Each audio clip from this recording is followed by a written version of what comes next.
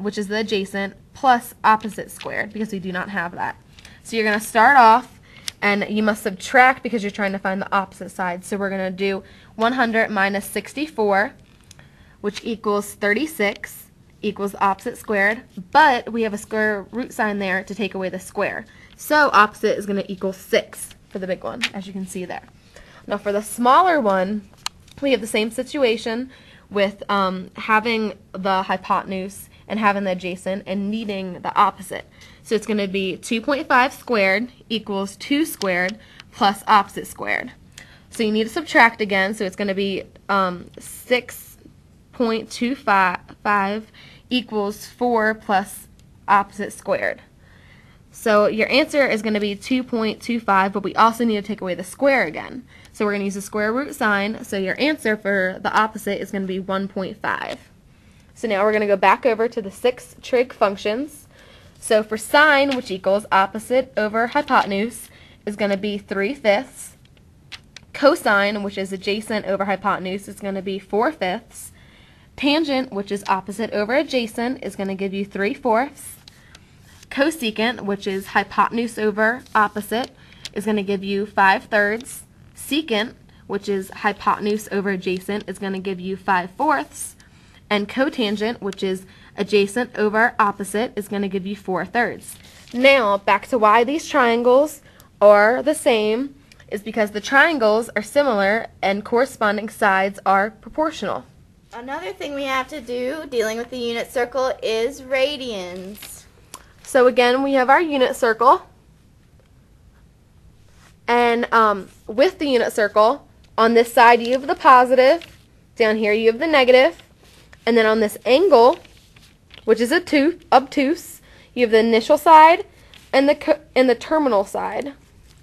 So with these two examples, A and B, we're going to be finding the angles of a radian, which this is 5 pi over 4, which is found right here on the unit circle. So you start right here at the beginning of the unit circle, and you go down to 5 pi over 4. And then you draw your arrow, and that is the angle for that radian. Then for B, you have 2 pi over 3, which is located right here on the unit circle. So you start at the beginning, and then go over to that radian, and that is your angle for that radian.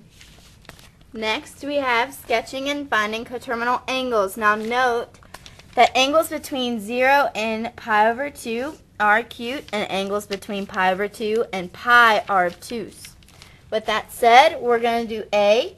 For the positive angle, 13 pi over 6, subtract 2 pi to obtain a coterminal angle.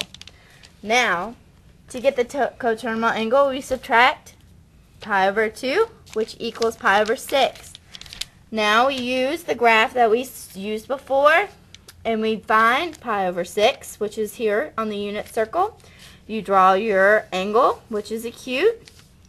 Then you draw your arrows, and you have to do a whole revolution, and you draw another arrow to find 13 pi over 6.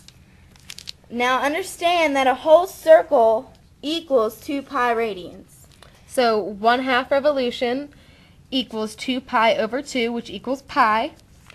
1/4 revolution, 2 pi over 4 equals pi over 2. And 1/6 revolution, 2 pi over 6 equals pi over 3. Then you have your second example, which is B. For the positive angle, 3 pi 4, you need to subtract 2 pi to obtain the coterminal angle. So we're going to take 3 pi 4 and subtract 2 pi, which gives you 5 pi over 4. Negative 5 pi over 4. So once again, you start at the beginning, and you go over to 3 pi over 4, and you have to go around from negative 5 pi over 4 to give you your coterminal angle. Next, we're going to have degrees. Here is a unit circle with degrees on it, like we showed you before. Now, because 2 pi radians corresponds to 1 complete revolution, and as we said before, 1 complete revolution equals 2 pi. So Degrees and radians are related by the equations. All of this is equal by the equations we use. So 360 degrees equals 2 pi radians, and 180 degrees equals pi radians. From the equations, you can obtain that 1 degrees equals pi over 180 radians, and 1 radian equals pi 180 degrees over pi, which leads to below, which are our examples, which is converting from degrees to radians. A is 135 degrees. Now to convert this from degrees to radians, you have to multiply and divide.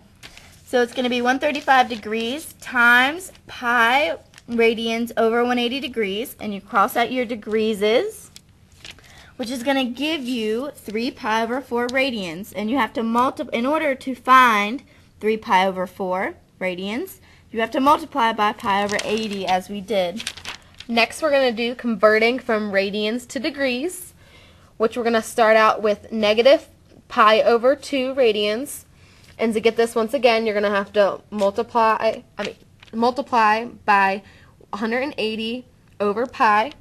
So you're going to start out with your negative pi over 2 radians times 180 degrees over pi radians. And you're going to cancel out your radians, which gives you negative 90 degrees. For our 6 problems, we did the 6 trigonomic functions dealing with right angles, degrees, radians, and sketching and finding coterminals. For our first one, we're going to evaluate, if possible, the 6 trigonomic functions of